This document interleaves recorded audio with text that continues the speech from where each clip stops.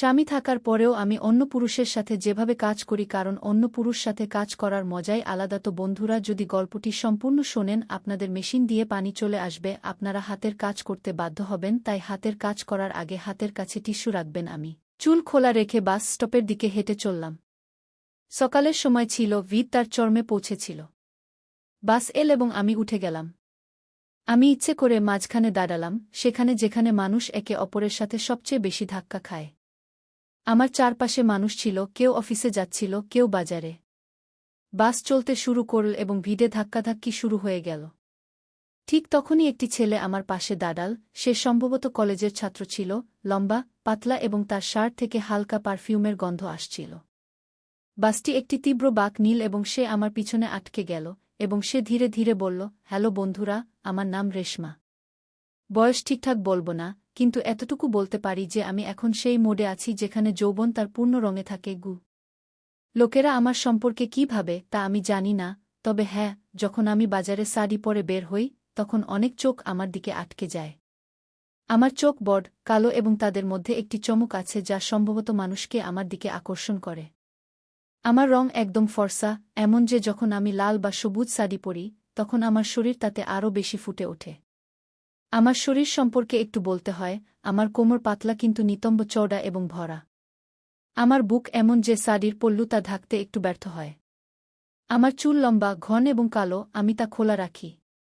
আমার ঠোঁট গোলাপি, এবং যখন আমি হালকা হাসি দিই তখন সঞ্জয়, আমার স্বামী, বলে, রেশমা, তোমার এই অদা যে কাউকে দিওয়ানা করে দিতে পারে।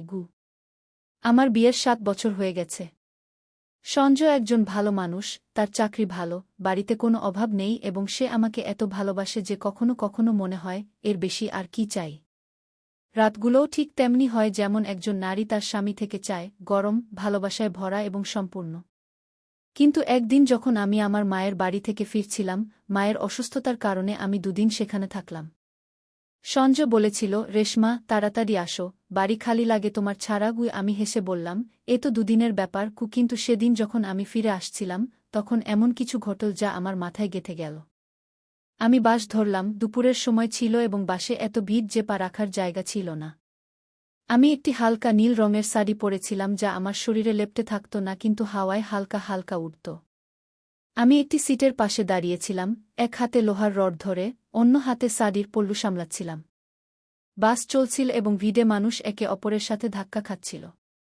ঠিক তখন বাস একটি ঝাঁকুনি দিল। আমার পিছনে কেউ দাঁড়িয়েছিল, সম্ভবত একজন পুরুষ, তার শ্বাস থেকে বোঝা যাচ্ছিল। তার কাঁধ আমার পিঠে ধাক্কা দিল এবং তার শ্বাস আমার কানের কাছে অনুভূত হল। সেই মুহূর্ত কয়েক সেকেন্ডের ছিল, কিন্তু আমার জন্য যেন সময় স্থির হয়ে গিয়েছিল। তার উষ্ণতা আমার পিঠ দিয়ে আমার সমস্ত শরীরে ছড়িয়ে পড়ল, আমার হাত ঠান্ডা হয়ে গেল এবং শ্বাস যেন থেমে গেল। আমি ফিরে তাকাইনি, সম্ভবত ভয় ছিল, সম্ভবত লজ্জা। কিন্তু সেই অনুভূতি আমার ভিতরে কোথাও গভীরে নেমে গেল। বাস আবার চলতে শুরু করল এবং সেই ব্যক্তি আমার পিছনে দাঁড়িয়ে রইল। তার উপস্থিতি আমি অনুভব করছিলাম, যদিও সে আবার আমাকে স্পর্শ করেনি। আমি নিজেকে বললাম, রেশমা, এ কি হচ্ছে? কিন্তু আমার হৃদয় অন্য কথা বলছিল। তার শ্বাসের উষ্ণতা, তার কাঁধের হালকা চাপ, এইসব আমার মাথায় বারবার ঘুরছিল। যখন আমার স্কপেল, আমি নেমে গেলাম। বাসের জানালা থেকে আমি তার দিকে তাকানোর চেষ্টা করলাম, কিন্তু ভিড়ে সে কোথায় হারিয়ে গিয়েছিল। আমি বাড়ির দিকে হেঁটে চললাম, কিন্তু আমার মন সেই মুহূর্তে আটকে গিয়েছিল। যখন আমি বাড়ি পৌঁছলাম, সঞ্জয় দরজা খুল, সে আমাকে জড়িয়ে ধরে জিজ্ঞাসা করল, যাত্রা কেমন ছিল? আমি হালকা হেসে বললাম, ঠিক ছিল। তার বাহুতে সেই উষ্ণতা ছিল, সেই ভালোবাসা যা সবসময় আমাকে শান্তি দেয়া। আমরা একসাথে খাবার খেলাম, সঞ্জয় মায়ের স্বাস্থ্য সম্পর্কে জিজ্ঞাসা করল, আমি উত্তর দিলাম, কিন্তু আমার মাথা কোথাও অন্যত্র ছিল। রাতে আমরা আমাদের ঘরে গেলাম, সঞ্জয় আমার কাছাকাছি এল, কিন্তু সেই রাতে আমার মন কোথাও অন্যত্র ছিল। আমি সেই অচেনা ব্যক্তির স্পর্শকে মনে করছিলাম, সেই হালকা ধাক্কা, সেই অচেনা উষ্ণতা। কেন এটি আমার এত ভাল লেগেছিল? সঞ্জয়ের ভালোবাসা তো সম্পূর্ণ ছিল, তবুও সেই ভিড়ের মুহূর্তটি আমার মাথা থেকে বের হচ্ছিল না। সঞ্জয় ঘুমিয়ে পড়ল, কিন্তু আমি জেগে রইলাম। আমি চোখ বন্ধ করে সেই মুহূর্তটি আবার অনুভব করার চেষ্টা করলাম। আমার শ্বাস দ্রুত হয়ে গেল, আমার হাত ধীরে ধীরে আমার শরীরে ঘুরতে লাগল। আমি নিজেকে স্পর্শ করলাম এবং সেই অনুভূতি। শুধু এতটুকু বলব যে সেই রাতে ঘুম দেরিতে এসেছিল। পরের দিন সকালে আমি উঠলাম, সঞ্জু অফিসে চলে গিয়েছিল। আমি গোসল করলাম, একটি সুন্দর গোলাপি শাড়ি পরলাম, এবার হালকা গোলাপি যা আমার রঙে খুব মানিয়েছিল। আমি আয়নায় নিজেকে দেখলাম, আবার বাস স্টপে গেলাম। এবার ইচ্ছে করে সকালের সময় বেছে নিলাম অফিসে যাওয়ার ভিড়। বাস এল এবং আমি উঠে গেলাম, ভিড়ে ধাক্কাধাক্কি হচ্ছিল। আমি ইচ্ছে করে মাঝখানে দাঁড়িয়ে গেলাম যেখানে মানুষ সবচেয়ে বেশি ধাক্কা খায়। তখনই একটি হাত আমার কোমরের কাছে স্পর্শ করল। সেটা সম্ভবত ভুলে হয়েছিল, হয়তো কেউ ব্যাগ সামলাচ্ছিল। কিন্তু আমার জন্য সেটা যেন বিদ্যুতের ঝটকা ছিল। আমার ঠোঁট শুকিয়ে গেল এবং শ্বাস দ্রুত হয়ে উঠল। আমি চোখ বন্ধ করে সেই মুহূর্তটা অনুভব করলাম। সেই হাত সরে গেল, কিন্তু তার স্পর্শ আমার শরীরে থেকে গেল। যখন আমি বাড়ি ফিরলাম, আমার হৃদয় দ্রুত স্পন্দিত হচ্ছিল। সঞ্জয়, আমার স্বামী, আমাকে সব দিক দিয়ে খুশি রাখত। তবুও জানি না কেন সেই অচেনা উত্তাপ আমাকে বারবার টানছিল। সেই দিনের পর আমি নিজেকে বোঝানোর অনেক চেষ্টা করলাম। আমি ভেবেছিলাম, রেশমা, এসব কি হচ্ছে? তোমার বাড়ি, তোমার স্বামী, সব কিছুই তো পেয়েছ। তাহলে এই অস্থিরতা কেন? কিন্তু আমার মন আমার কথা মানছিল না। সেই অনুভূতি, সেই হালকা চাপ, সেই অচেনা শ্বাস প্রতি রাতেই আমার মনে পড়ত। অবশেষে আমি সিদ্ধান্ত নিলাম, আমি সেই অনুভূতি আবার অনুভব করব। কয়েকদিন আমি নিজেকে বাড়ির কাজে ব্যস্ত রাখার চেষ্টা করলাম। সকালে উঠে সঞ্জয়ের জন্য নাস্তা বানাতাম, বাড়ি সামলাতাম। কিন্তু যখনই আমি একা থাকতাম, আমার মস্তিষ্ক সেই বাসের দিকে ছুটে যেত। একদিন আমি সাহস জোগাড় করলাম। আমি একটি হালকা শাড়ি পরলাম, এবার সাদা, যাতে সোনালি কিনারা ছিল। সেই শাড়ি আমার শরীরে এমনভাবে লাগছিল যে আমার কোমর এবং নিতম্বের গঠন হালকা করে ফুটে উঠছিল। আমি চুল খুলে রেখে বাস স্টপের দিকে হেঁটে গেলাম। সকালের সময় ছিল, ভিড় ছিল চরমে। বাস এল এবং আমি উঠে গেলাম। আমি ইচ্ছে করে মাঝখানে দাঁড়ালাম, যেখানে মানুষ একে অপরের সাথে সবচেয়ে বেশি ধাক্কা খায়। আমার চারপাশে মানুষ ছিল, কেউ অফিসে যাচ্ছিল, কেউ বাজারে। বাস চলতে শুরু করল এবং ভিড়ে ধাক্কাধাক্কি শুরু হল। তখনই একটি ছেলে আমার পাশে দাঁড়াল। সে সম্ভবত কলেজের ছাত্র ছিল, লম্বা, পাতলা এবং তার শার্ট থেকে হালকা পারফিউমের গন্ধ আসছিল। বাস একটি তীব্র বাঁক নিল এবং সে আমার পিছনে এসে ধাক্কা খেল। তার বুক আমার পিঠে স্পর্শ করল, তার শ্বাস আমার কানের কাছে ছিল এবং তার উত্তাপ আমার শরীরে প্রবেশ করল। আমার হাতে শিহরণ ছুটে গেল। আমি ফিরে তাকালাম না, কিন্তু আমার চোখ বন্ধ হয়ে গেল। সেই মুহূর্ত কয়েক সেকেন্ডের ছিল, কিন্তু আমার জন্য যেন এক অনন্তকাল। সে নিজেকে সামলে নিল এবং একটু পিছে সরে গেল, কিন্তু তার উপস্থিতি আমার কাছে থেকে গেল। আমি ভেবেছিলাম, এ কি জাদু? আমার ঠোঁট শুকিয়ে গিয়েছিল এবং আমার হৃদয় দ্রুত স্পন্দিত হচ্ছিল। বাস যখন থামল, আমি নেমে গেলাম। আমি সেই ছেলেটির দিকে তাকানোর চেষ্টা করলাম, কিন্তু সে ভিড়ে হারিয়ে গিয়েছিল। আমি বাড়ির দিকে হাঁটতে লাগলাম, কিন্তু আমার মন সেই মুহূর্তে আটকে গিয়েছিল। সেই দিন বাড়ি পৌঁছে আমি আয়নায় নিজেকে দেখলাম। আমার গাল লাল হয়ে উঠছিল এবং আমার চোখে একটি চমক ছিল যা আগে ছিল না। সঞ্জয় যখন অফিস থেকে ফিরল, সে আমাকে জড়িয়ে ধরল। সে বলল, রেশমা, আজ তুমি কিছুটা আলাদা লাগছ। ও আমি হেসে কথা এড়িয়ে গেলাম। রাতে আমরা আমাদের ঘরে গেলাম। সঞ্জয় আমার কাছাকাছি এল, তার উত্তাপ আমার জন্য সেই মুহূর্তটিকে সবসময় বিশেষ করে তুলত। তার ভালোবাসা, তার উত্তাপ। কিন্তু সেই রাতে আমার মন কোথাও অন্যত্র ছিল। আমি সেই ছেলেটির স্পর্শ মনে করছিলাম, তার পারফিউমের গন্ধ, তার হালকা চাপ। সঞ্জয় আমার কাছাকাছি ছিল, কিন্তু আমার মন সেই অচেনা ছেলেটির কাছে ছিল। সঞ্জয় ঘুমিয়ে পড়ল, কিন্তু আমি জেগে রইলাম। আমি বিছানে পাশ ফিরতে লাগলাম, আমার শ্বাস দ্রুত হচ্ছিল। আমি সেই মুহূর্তটিকে আবার অনুভব করার চেষ্টা করলাম, তার উত্তাপ, তার শ্বাস। শুধু এতটুকু বলবো, সেই রাতে ঘুম আমার থেকে দূরে ছিল। এরপর এটা আমার অভ্যাসে পরিণত হল। আমি প্রতিদিন বাসে যেতে শুরু করলাম, কখনো সকালে, কখনো সন্ধ্যায়। কিন্তু সবসময় ভিড়ের বাসে। আমার সেই অচেনা মানুষ, তাদের শ্বাস, তাদের কাঁধের চাপ, সবই ভালো লাগতে শুরু করল। আমি শাড়ি বেছে নেওয়ার দিকেও মনোযোগ দিতে শুরু করলাম, হালকা পাতলা শাড়ি যা আমার শরীরকে বাতাসের মতো স্পর্শ করত। আমি চেয়েছিলাম সেই স্পর্শ আরও গভীরভাবে অনুভব করতে। তারপর একদিন আমি ট্রেন ধরার সিদ্ধান্ত নিলাম। আমি ইচ্ছে করে জেনারেল কামরায় উঠলাম। সেখানে ভিড় ছিল, মানুষ একে অপরের সাথে লেপ্টে ছিল। আমি একটি হালকা হলুদ শাড়ি পরেছিলাম যা আমার রঙে খুব মানাচ্ছিল। আমার পাশে একটি মধ্যবয়সী মানুষ দাঁড়িয়েছিল, তার শার্ট পুরনো ছিল এবং তার শ্বাসে তামাকের হালকা গন্ধ ছিল। ট্রেন একটি ঝাঁকুনি দিল এবং তার হাত আমার এক নিতম্বের কাছে স্পর্শ করল। সে সরে গেল না, সম্ভবত সেও ভালো লাগছিল। আমার রাগ হওয়া উচিত ছিল, আমাকে তাকে ধাক্কা দেওয়া উচিত ছিল। কিন্তু জানি না কেন আমি চুপ থাকলাম। আমার শরীর সেই স্পর্শকে গ্রহণ করল। আমি চোখ নিচু করলাম, আমার হৃদয় দ্রুত স্পন্দিত হচ্ছিল। সেই হাত কিছুক্ষণ সেখানে থাকল এবং তারপর ভিড়ে কোথাও হারিয়ে গেল। যখন আমি স্টেশনে নেমে এলাম, আমার হাত পা কাঁপছিল। আমি বাড়ির দিকে হাঁটতে লাগলাম, কিন্তু আমার মন সেই স্পর্শে আটকে গিয়েছিল। সেই রাতে বাড়ি পৌঁছে সংজয় জিজ্ঞেস করল, রেশমা, তুমি ঠিক তো? চেহারা এত পাণ্ডুর কেন? আমি বললাম, হ্যাঁ, শুধু ক্লান্ত হয়ে পড়েছি। খাবার পর আমি আমার ঘরে চলে গেলাম। সংজয় জিজ্ঞেস করল, আজ আমার সাথে ঘুমোচ্ছ না কেন? আমি মাথাব্যথার অজুহাত দিলাম। আমি আমার ঘরে গিয়ে দরজা বন্ধ করে দিলাম। অন্ধকারে বিছানায় শুয়ে পড়লাম। শুধু এতটুকু বলবো, সেই রাতে ঘুম আসতে দেরি হয়েছিল। পরের কয়েকদিন আমি একইভাবে ভিড়ে যেতে থাকলাম, কখনো বাসে, কখনো ট্রেনে। প্রতিবার একটি নতুন অনুভূতি, একটি নতুন স্পর্শ। এখন আমার আর ভয় হচ্ছিল না। আমি চাইতাম কেউ আমাকে স্পর্শ করুক, অনিচ্ছাকৃতভাবে বা ইচ্ছাকৃতভাবে। সেই উষ্ণতা, সেই চাপ আমার ভাল লাগতে শুরু করেছিল। কিন্তু সংজয় কিছুটা বুঝতে শুরু করেছিল।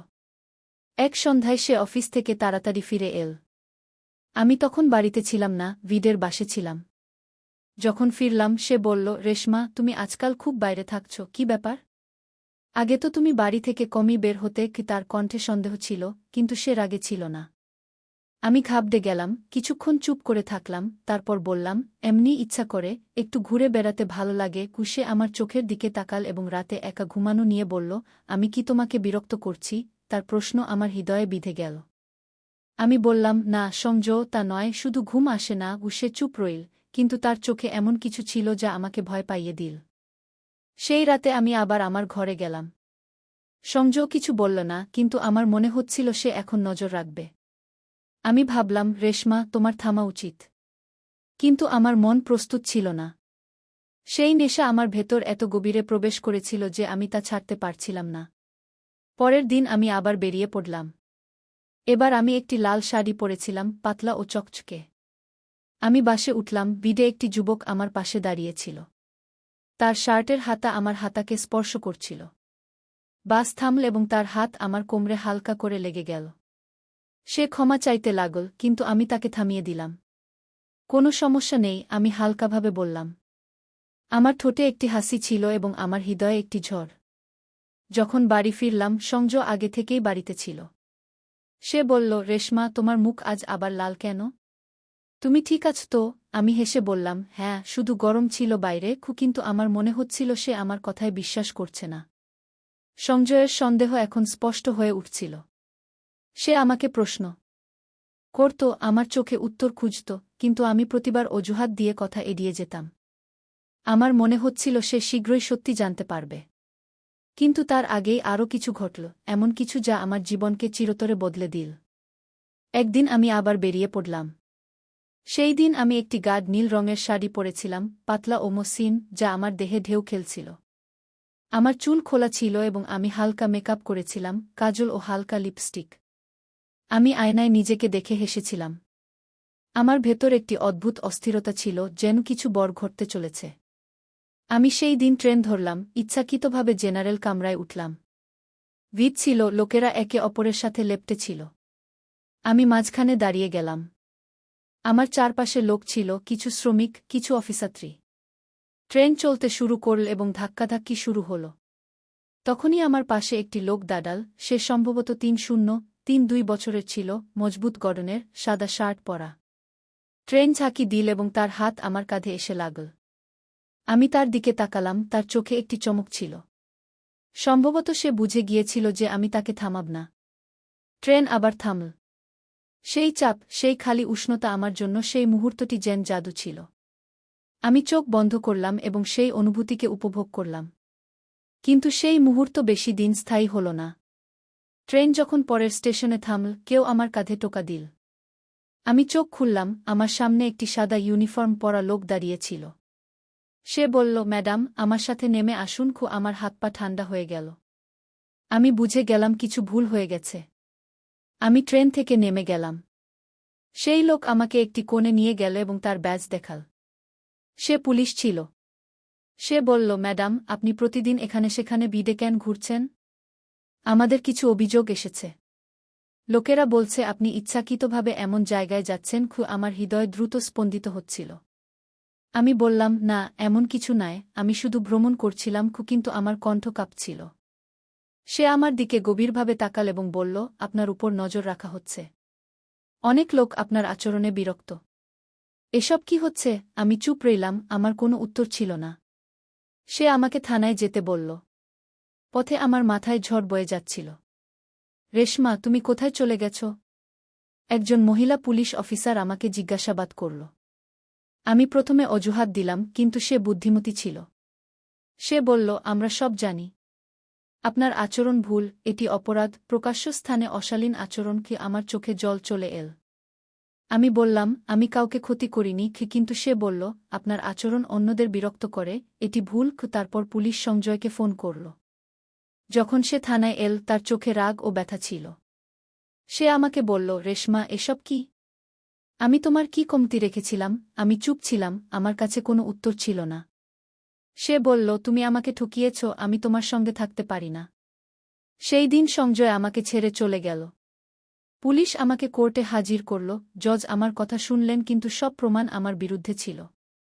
আমাকে শাস্তি শোনানো হল 6 মাসের জেল। জেলে আমার জীবন বদলে গেল।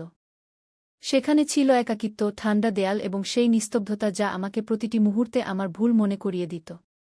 প্রথম রাতে আমি কেঁদেছিলাম, ভেবেছিলাম, রেশমা, তুমি কি করেছ?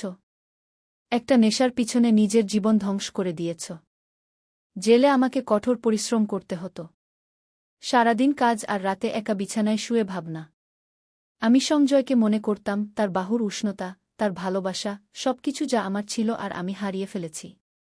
আমি সেই অচেনা স্পর্শগুলোকেও মনে করতাম, কিন্তু এখন সেগুলো আমার ভালো লাগত না। সেটা একটা ভুল ছিল, একটা নেশা যা আমাকে এখানে নিয়ে এসেছে। যখন আমার শাস্তি শেষ হল, আমি বেরিয়ে এলাম। আমার কাছে এখন কিছুই নেই, না ঘর, না সংজয়, না সেই পুরনো রেশমা। আমি একা। আজ আমি এই গল্প বলছি যাতে তোমরা বুঝতে পার, প্রতিটি নেশা খারাপ নয়, কিন্তু যা তোমাকে তোমার সীমা ছাড়িয়ে নিয়ে যায়, তা বিপজ্জনক। আমি একটা অচেনা অনুভূতির পিছনে সবকিছু হারিয়েছি। এটা কোনো অপরাধ ছিল না যে আমি কাউকে আঘাত করেছি, কিন্তু এটা অপরাধ ছিল যে আমি নিজেকে, আমার সম্পর্কগুলো এবং আমার জীবন ধ্বংস করে দিয়েছি। তুমি যদি আমার জায়গায় হতে, কি করতে? হয়তো থেমে যেতে। আমি থামিনি, আর আজ তার ফল ভুগছি। আমার শিক্ষা এটাই, তোমার মনকে নিয়ন্ত্রণে রাখো। একটা ভুল পদক্ষেপ তোমাকে এমন জায়গায় নিয়ে যেতে পারে যেখান থেকে ফেরা কঠিন। আমি এখন একটা নতুন শুরু করতে চাই, কিন্তু এই দাগ আমার সঙ্গে সবসময় থাকবে। তো বন্ধুরা, এই গল্প থেকে আমরা এই শিক্ষা পাই, অপরাধ যত ছোটই হোক না কেন, তা অপরাধী থাকে এবং তার শাস্তিও মিলবেই। রেশমা ভেবেছিল সে কাউকে আঘাত করেনি, কিন্তু যা সে করছিল তা একটা অপরাধ ছিল। রেশমা অনেকবার ভেবেও ছিল যে এসব ভুল, কিন্তু সে তা উপেক্ষা করেছিল এবং নিজের জীবন ধ্বংস করে দিয়েছিল। তো বন্ধুরা, এই শিক্ষামূলক গল্পটি তোমাদের কেমন লাগলো? কমেন্ট করে জানাও। আর এমন গল্পের জন্য আমাদের চ্যানেলটি সাবস্ক্রাইব করতে ভুলো না। ধন্যবাদ।